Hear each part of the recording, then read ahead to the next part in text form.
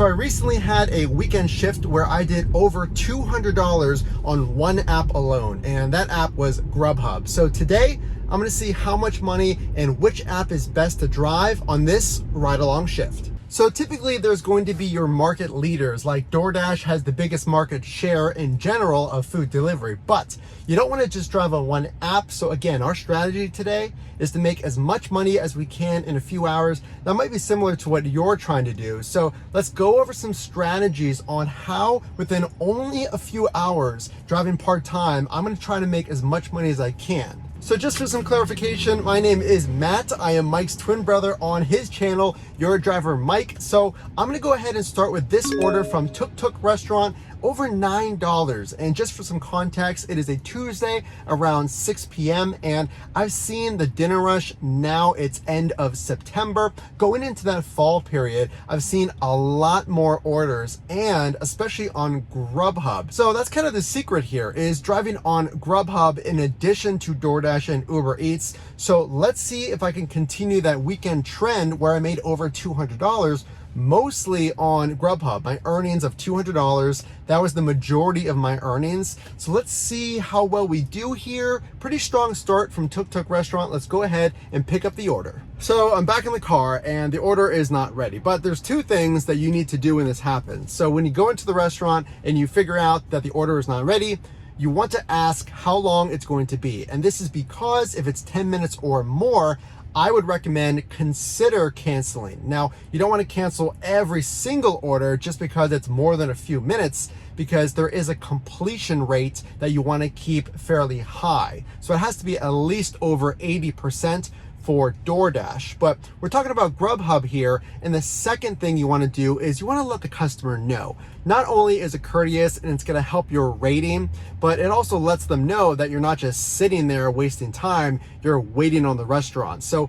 here's how you do that. You want to go into Grubhub, click the icon in the top right and let the customer know, I am waiting on the restaurant, because you're going to get to the restaurant, you're going to click I arrived. That lets the customer know that I am picking up their order, but then there's a delay. They see that you're not moving and of course they want an explanation. So I'm gonna go ahead and wait for this order and I'll see you in a little bit. So you might be wondering, well, how long did they tell you it's going to be and how do you know whether to cancel or not? Well, I asked and they said it's gonna be 7 minutes.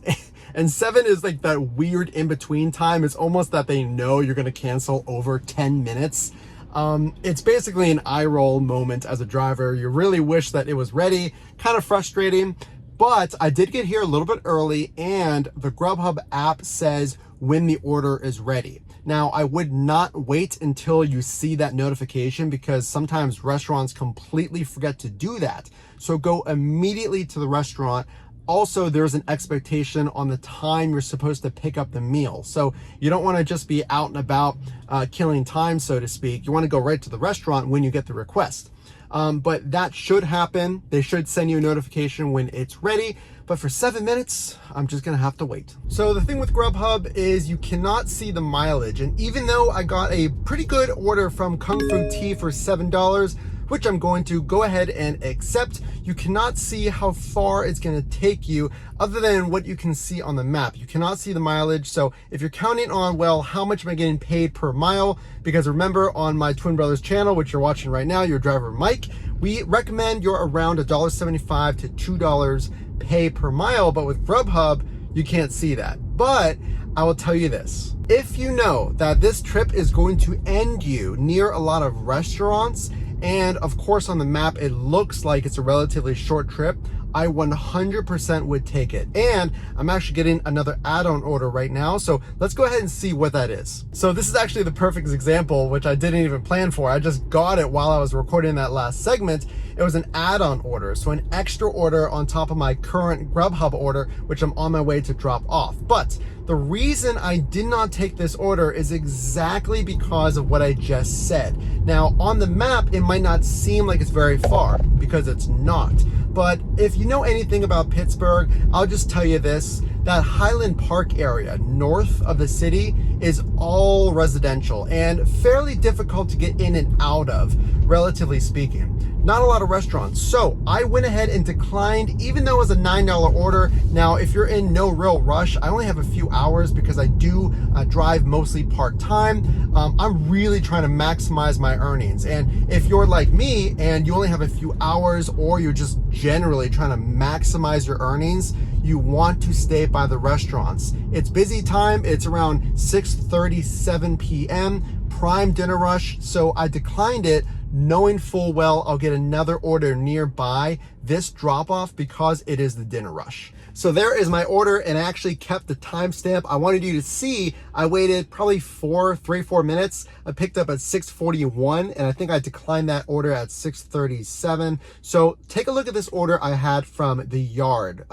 It's basically right behind me across the street, which is exactly why I took it. Look how short the trip is for $8.75. So I think I declined a $9 order, which seems crazy because that's pretty solid, but this is exactly what I'm looking for. Especially, it's such a short order, but it also ends me near all the restaurants. This is a really popular area of town. So let's go ahead and continue on. And we're not seeing all of Grubhub today. There is a little bit of DoorDash in there, not anything from Uber Eats yet, but the evening is still early. Let's continue with this ride along shift and let's see how we finished up. All right, so got it. And a little tip that I thought of when walking back. So in that in-between time, maybe you're waiting for the order.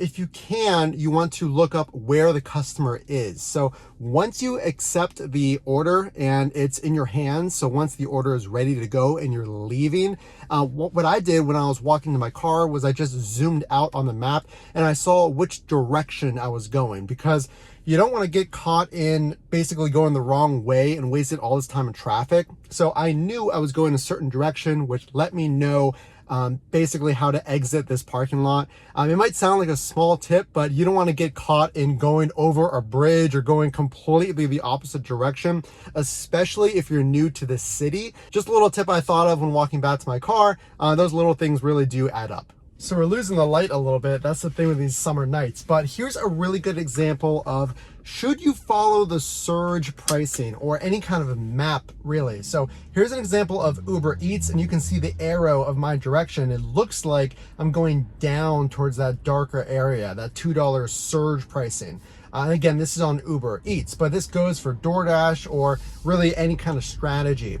Now, you don't want to chase any hotspots or darker zones with that extra pay incentive if it's only a few dollars. And here's why. Well, some of those areas are pretty inaccurate, and no one's going to know your city or town better than you, because if you go too far south on the Uber Eats map, then I know it's all residential and it's really nothing down there as far as restaurants go.